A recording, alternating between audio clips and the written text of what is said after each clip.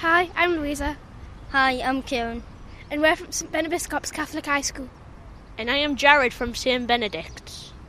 To mark the Queen's Diamond Jubilee, we're investigating our town, Bedlington, through the past 60 years.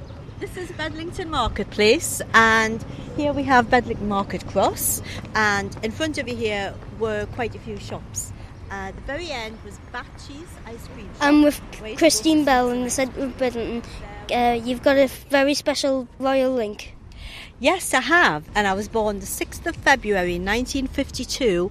Now, obviously, I don't remember a lot about what happened on that day, but I was born in what was called the Mona Taylor maternity home. I've been told that my dad came back to Bedlington and he knocked on the door to tell my auntie that I'd been born. And when he knocked on the door, my auntie had the radio on and there was funeral music playing, quite sombre music, because it had just been announced that the king had died. But of course my mum and dad were happy because I'd been born. So I've always felt a little bit associated with the royal family through that, because whenever they've had an occasion, when it was the Queen's Silver Jubilee, like, oh, I'm 25. When it was the Queen's 50th golden anniversary, I'm thinking, oh, I'm 50. And of course this year, when the Queen is celebrating her Diamond Jubilee, I had to think, oh, I'm 60 now. So it's something I've always known, how long the Queen has been the Queen, because I was born on that day. What was the music like in Bedlington? Because I was born in 1952, I was kind of 60s music, just coming up into the 70s music. When I was young, we had a group in Bedlington, which I used to follow, and they were called Lynx, and they were the band in the area. And then I would go to the City Hall in Newcastle, well, see Lulu, Cilla Black. Have you heard of the Beatles? Yes. Yeah. Well, I think I was about 14 or 15 when I went to see the Beatles. And at the time, they made the mistake of saying, we're like jelly babies. So my friend and I got a quarter of jelly babies each so we could throw them on the stage. Not the whole packet, just one by one. Well, I've been to see JLS a few times. Have you? Oh, excellent. There was people throwing beach balls with JLS written all over it, all over the arena. Oh, well, that was similar. Christine, I see you've got something in your hand. Can you tell that about it? Oh, yes. Well, when it was the Queen's Golden Jubilee, there was a notice in the paper to say that if you were born the day the King died, you could apply for tickets to go to Buckingham Palace to a garden party. Can you see what it says on there? Lord Chamberlain's office, Buckingham Palace. So they don't come through your door every day. And this was my actual invitation to Buckingham Palace. And it says, the Lord Chamberlain is commanded by Her Majesty to invite Mr. and Mrs. Alan Bell to a garden party at Buckingham Palace on Tuesday the 9th of July 2002 from 4 till 6. What was the food like? Oh, the Queen makes a lovely tea. She must have been up very early in the morning to do all that baking. It was lovely. We heard that your dad had an interesting hobby. What was that interesting hobby? Well, he made Bedlington Terrier model dogs. And that was not because he had a great love of dogs, but because he had a great love of Bedlington. Years ago, you couldn't buy a model of a Bedlington Terrier anywhere. So he decided to set himself about making them as a hobby. And he made them out of porcelain, and they were on a wood plinth, and there was a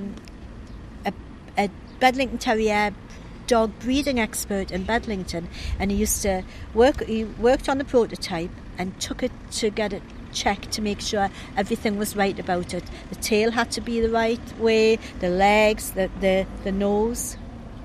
So eventually the prototype was fully approved.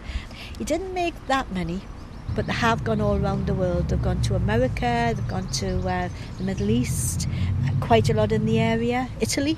And I've got 3 myself, and I still, now and again, they come up for sale on eBay, and I keep looking to see if there's any more I can buy, just to have them back. Hello, I'm Jared, and you are? Hello, my name's Dave Walker. I've lived in Bedlington all my life, and I still live here. I'm coming up to 68 years of age. Hello, I'm Alan Walker, Dave's brother. I was born in Bedlington in 1931, and I'm coming up to 81. Can you please tell me what this place is called and why it's special?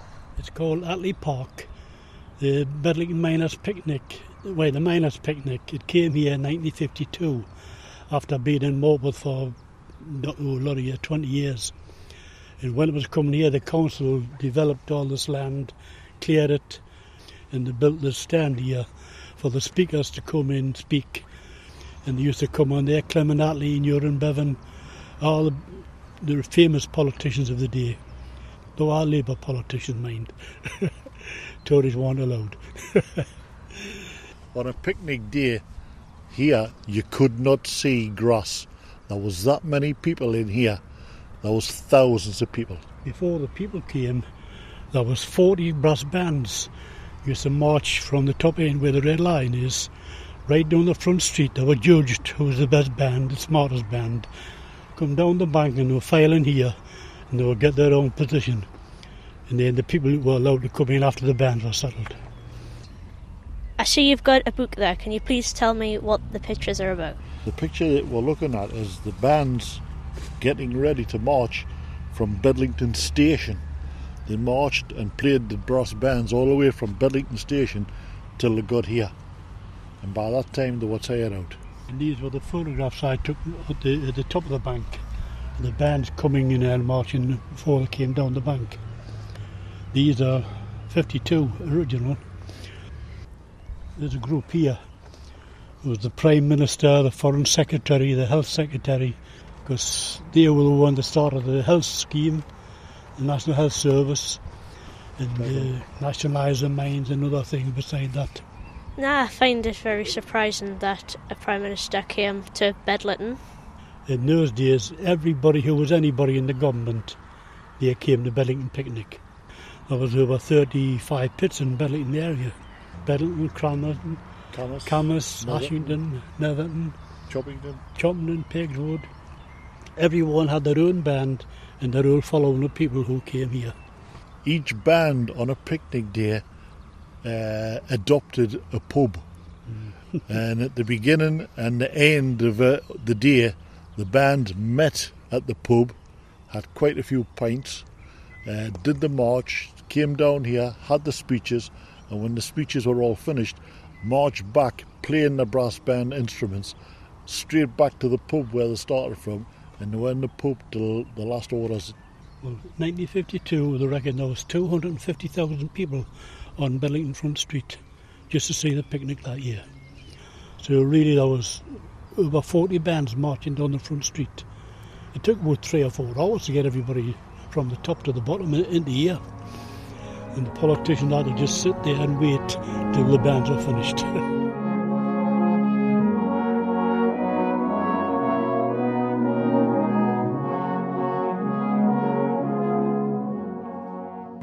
You got relatives on a picnic day, they all came, and at my mum and dad's house there was food on the go from 10:30 in the morning till 9 o'clock at night. There was a permanent food buffet on the go. Cafeteria. And one of the coal-borne lorries used to come down and decorate it up, you know, with the beauty queen, like Stakeford had a one, Ashington, and then they'll pick the winner out the whole lot. So, you know, they come down with the beauty queen and the winner was sitting on the throne in the middle of the lorry, decorated up. That was quite popular as well. It was just a fabulous atmosphere in the whole town. Everybody was happy-go-lucky. And when the first picnic started, it was also the Queen's coronation.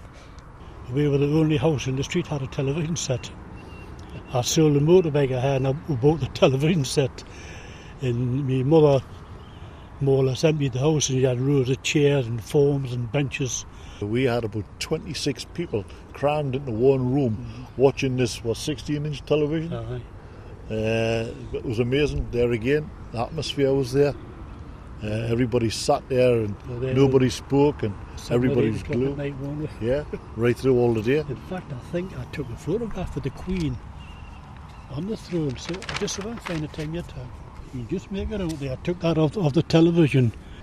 So I can see that most of the picture is shaded or black, but in the middle of the picture I can see loads of people with the Queen. That was the moment I remember when the Archbishop lowered the crown onto her head. I think that's the only one I've got, actually. Clicked and hooped, and it came out.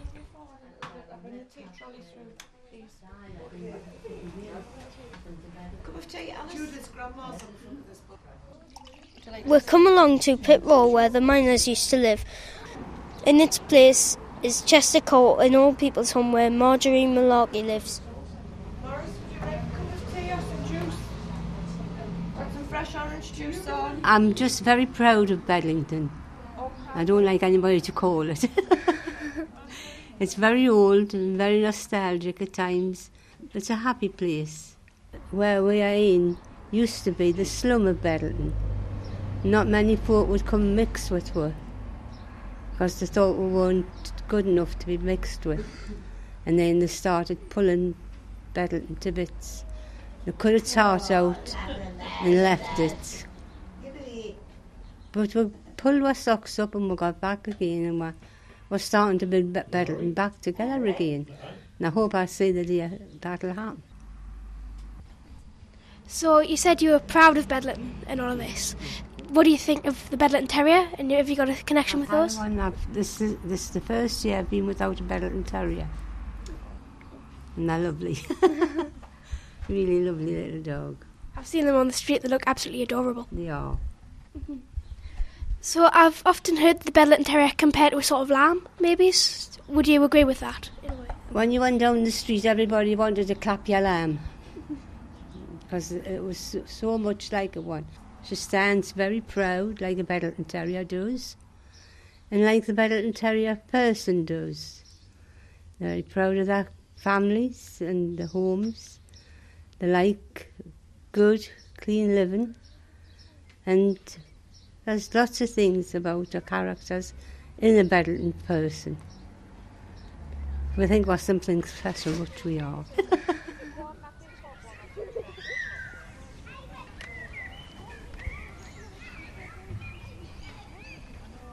I'm in Dr. Pitt Park. It is a very green place. Children are playing on the swings. There is skateboard ramps and climbing frames everywhere. And behind me we have a graffiti wall which shows Bedlington's terrier and the mining pit wheel. And this is only right because this park used to be an actual mine. Now I'm going to speak with ex-miner John Dawson. This was all industrial one time, belonged to the colliery. The Dr. Pit, obviously. The sounds, can you imagine the sounds, of heavy industrial work, steam engines running back and forth with tubs full of coals and things like this. Now, as you can see, you can come here, enjoy yourself, have a game of bowls. You've got the park around the sides, you've got swings and that, completely different. So they regenerated this land, for the community. We're focusing on the 60 years of Bedlington. Has there been any special events that you can remember in the past 60 years? Well, the big one for us was the 1984-1985 miners' strike. When the strike started, I was working at Bedlington Colliery, and I was working with me dad and me brother. And we were actually the last shift out, because when we came out in the fourth shift, we had to timber all the machines in because we were told out the strike had started, which we were expecting. Why did you strike? Well, it was all to do with pit closures, and we fight for our jobs, we fight for money, and that's what we did. We're a big union as well, and that's what we're fighting for at the time, to save the collieries. It was very, very hard, fetching up a young family at the time. Everybody tried to help each other, the best we could. So we just had a little bit of money coming in from the union, which was, I believe, £5 a week. And that was to fetch a family up on as well. Those that didn't go away on picket duty and that had to find other means to support your family. The likes of myself and a lot of other people, we went and started digging coal. The seam of coal ran into the river bed. So with the water being low, we used to go in there with pinch bars and big mills and plastic bags. But you can imagine, as we kept digging, you went deeper and deeper in the water. Towards the end, we're up to our neck in water. Just close your eyes, hold your breath, went underneath, feel the lumps of coal that you were pulling out, get them in the bag and get them back. And then we sold them around the doors because obviously there was a coal shortage. The police used to come as well and chase us, and the police used to slash the bags, make us throw the coal back into the water. How long did the strike last? Well, it started in 1984. It was a whole year. Sadly, some of the miners started going back to work because, they were broken, and caused a lot of friction in their communities with people, miner fighting family, really, dad fighting son, because they went back to work and that, But at the end of the day, you can't blame them, because they did nearly a year of their life on strike. And I'm pleased to say, a lot of them now, they're all speaking, so time has been a big healer, even though it was a very hard strike. And it really affected this community here, as I'm seeing Bedlington. Was there any times during the strike that you felt it was so hard that you just couldn't go on? No, not really. As I'm saying, I'm loyal to my union, as a lot of people were. And when you're loyal to your union, you stick to it to the end. I was brought up that way, That's what you call old school. So how did you feel when the strike ended? Well, we hadn't won anything anyway, so I went back to work and we marched back to work behind the banner to the colliery, went in, did our shift. But everything changed, disappointing. And it's come to show at the end of the day, that's all Thatcher wanted, break the union, which was your biggest union, the mine workers. Break the union, close the collieries, get rid of the miners. That's what you wanted, so that's what you got. Now, when the mine closed, was it hard, and how did you get by? I'll go back to 1980, and I got shot in a shot blasting accident, and I was told I would never walk again. I got back to work with determination, but over time my health was deteriorating. And after the strike, it was about 9 months, my health started deteriorating again, and I had to retire through ill health. So I finished through ill health. Then I started getting other problems on top, which was depression and various other things, And till this day, I'm still not able to work because of my ill health and the conditions I'm in, through the accident, I have regular falls and things like this. So the legacy of the mine still lives on with me because I've got to live with the accident and what eventually happened to me and how it affected my life, Now, my granddad was a miner near Woodhorn, and he had a few near-death experiences. Have you ever had that kind of experience? Well, that's a cracking question, mind. Yes, I have. We needed some airbags in to pull the dust off from the coal face. So I took the pony, and when I went into the old place where we'd been working, I gone in and the pony stopped, and I kept pulling on the pony. I says, "Come on, top man," I says, "get in here." I said, "We've got to get this bag. Well, come on, lad." He wouldn't get in at all. And then all of a sudden the whole top come down. So I believe, and I've heard of this before, that the ponies can sense this type of thing, and I think that pony at the time, Tap, knew that. So did Tap save your life? Yes, because if he hadn't stopped there, we would have went in and we would have been trapped, and we would have been a long way away from other people. So, help would have come, but who knows, I could have been under the rubble as well, and how far it went in, I don't know. So at the end of the day, yes, Tap did save my life. Do you feel like you miss it? Do you feel like you miss working in the pit, or are you glad that you're out? If I had my health right, I'll be honest with you, what I know, I would be back to the pit tomorrow if I could do it. Do you enjoy being here where the pit used to be, in this park? Yes, I enjoy coming in the park. My daughters do, and my grandparents come here a lot. Obviously, I don't get here because I don't travel around a lot, because of my illnesses. But yes, it's nice to get here when you see what they've got, the recreation facilities are second to none here. Brilliant. Really good. Right, before you said during the miners' strike, when miners go back to work, you said brother turned against brother and father turned against son. How long do you think it took for this broken relationship to heal after the ended of the strike? These things is always there, I've heard many miners turn around, when you're out and that company turn around and say, he went back to work him, And they do mention these things still. It doesn't go away, but at least the bad feeling, the really bad feeling is healed now, Because you imagine what it was like when they started going back to work at the end of the day. It wasn't making the cause any easier, because they were producing the coal, But I'm happy to say, I would say at least 90% anyway. Off the top of my head, I would say it healed, and it did heal. We're here on Bedlington Front Street with 3 members of the same family from Bedlington. Could you please tell us your name? I'm Peggy and I'm a grandma. Please tell us your name. I'm Sarah, I'm the granddaughter. And this is Heidi. What sort of shops were around here when you were younger? Well, there used to be all kinds of shops. There was little shops, there was clothes shops, shoe shops. They had 2 co-ops, one at the top end of Bedlington and one at the bottom end of Bedlington. It was an open-air swimming baths as well. There was a cinema in Bedlington, which is nothing now. There was a dance hall at night for young ones. Are you slightly jealous that your grandma got to do all these fantastic bits and pieces? Yeah, it sounds great. And my grandma's day, swim baths, cinemas and dance halls. I think that sounds excellent. And it's sort of the opposite now, I would say. There's hardly anything at all. We've got quite a few estate agents and hairdressers. And then we've got one big shop and that's about it. So what sort of place do you think Bedlington will be when Heidi's older and grown up? I hope it's better than it is now. Just something where she can go out and enjoy maybe swimming or some leisure facilities. Children seem to hang around the streets and things now, so I just hope that the sense of community spirit comes back again. Would you like to be able to have some fun and go swimming? When you go swimming, we'll have to go quite far, don't we, in the car? Yes. Sometimes we might go to a run in Centre Park.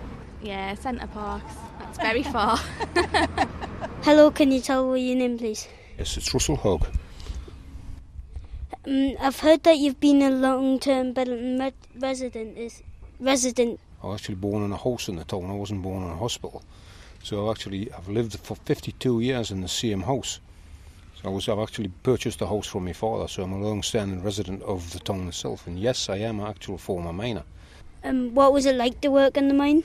It was hard, dirty work, but it paid good dividends. Everything that I've got, I could more or less attribute to the mining industry. They helped pay for my house, brought my family up, etc. So I've been very, very grateful to the coal industry for that. Did you tribute in the miners' strike? I wasn't a picket, or I didn't actually protest against anything that was going on. I just stayed completely and wholly away from work for a 12-month period, which was extremely difficult. How did you get by? Fortunately, I had a few savings, etc., to keep myself, to pay me bills, to feed myself. But unfortunately, as we come towards the end of the strike, that pretty much had gone. But there was good support from family and close friends during the period, and that was really speaking how I got by. What have you done since the mines have actually closed? I was a self-employed builder for a little while. I'd spent some 5 or 6 years in there. I actually went back to college and did a couple of courses at college, which actually got us onto doing building inspecting and eventually onto clerk of works. So that's what I actually do now. I work for a local housing authority. 52 years is a long time to live in the same place. What things have actually changed? There's lots and lots of things have changed since. There's been a huge development around about the Bedlington area. They've actually increased the size of the town quite considerably. Some of it's been local authority development, but the better part of it has been private. And it's just one housing estate after the other, really. I mean, from the place where I live, there was nothing but a green field at the end of the street and at the rear of the street, which has seen massive development over the years. Do you think that's a good or a bad thing? It hasn't seen any real benefits for the town. We've been in a slow decline with the town for quite a number of years now. We've lost quite a lot of shopping, public houses. We actually had a swimming pool one time, we've lost that. Various other community areas has disappeared.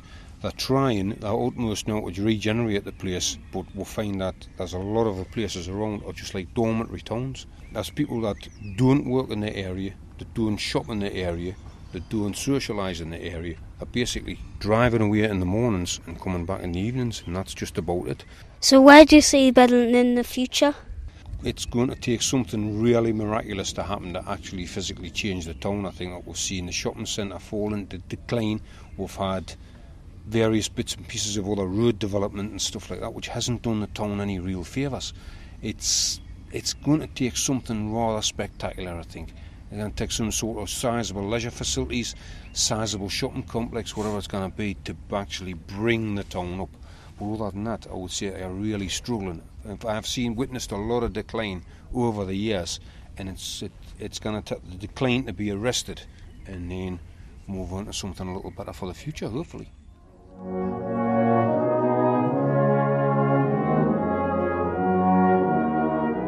We've come here to the Salvation Army Hall to watch the band play.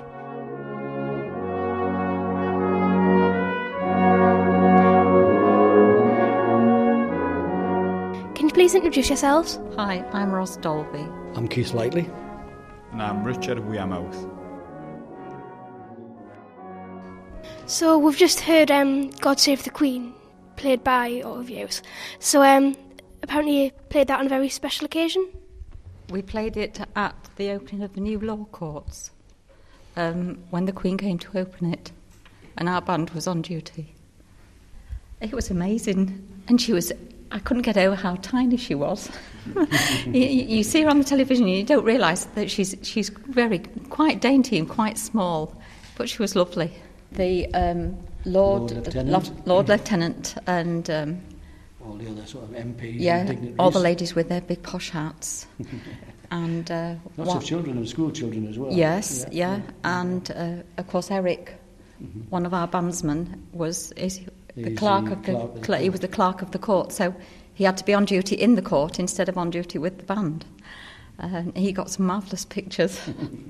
A special occasion is a special occasion, and everybody wants to come out and identify with it.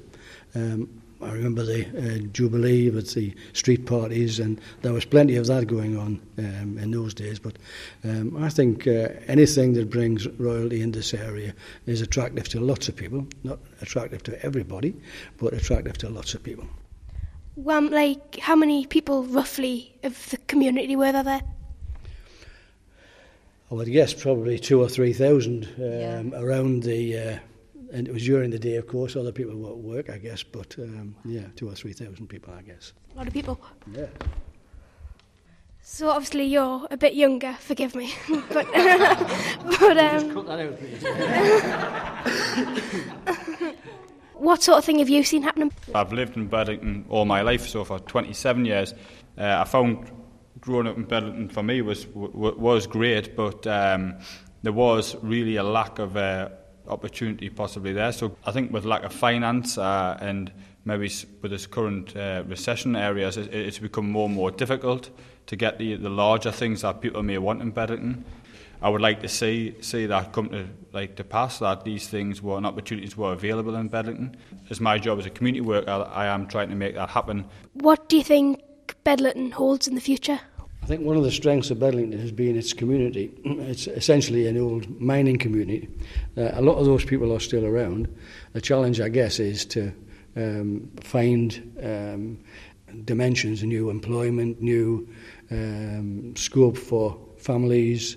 We try in our facilities here to try and cover as many of those leisure and social activities as we can, but the town just doesn't have enough. And bearing in mind that we've got a lot more people coming to live here as, sort of with work, the new estates and things, there's just really not enough for that. And I think they have the beginnings of a really strong community which just needs to be pulled together through activity and social event. As you can hear, Bedlington has changed a lot over the past 60 years, but what happens over the next 60 will remain to be seen. This is Louisa, Kieran and Jared reporting for the BBC News School Report.